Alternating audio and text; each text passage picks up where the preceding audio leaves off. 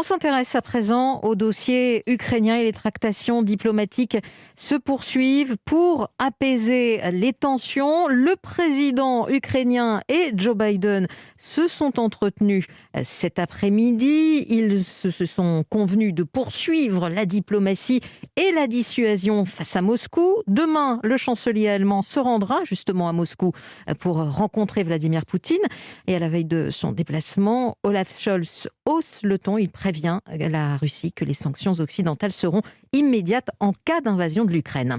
L'Allemagne hier a recommandé à ses ressortissants de quitter le pays. La France, pour le moment, ne s'est pas prononcée.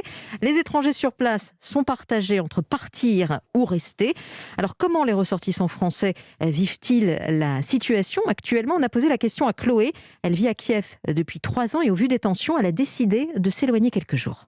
Dans les dernières 48 heures, j'ai un peu éventualisé toutes les situations en me demandant s'il fallait que j'aille peut-être juste en Moldavie, passer la frontière et attendre quelques temps que ça se calme, ou rentrer en France. Et voilà, j'ai une amie à Berlin, donc je me suis dit que j'allais prendre un avion et aller me mettre un peu là-bas au calme. Là, les news les plus alarmistes qu'on a eues, c'est des médias américains qui nous ont dit vont attaquer mercredi. Ça crée vraiment un climat pas très confortable, mais sinon la vie au quotidien, elle est à peu près équivalente à chaque jour de la vie. Tout le monde est dehors à boire son café comme n'importe quel dimanche en fait. Donc moi, je me suis dit que je partais là dans l'idée 2 semaines, mais si ça s'envenime et qu'on part dans un conflit armé, bah évidemment je vais rester dehors. Je sais pas, je me suis un peu dit je vais juste un peu m'écarter de ça pendant quelques temps et puis voir si ça se calme.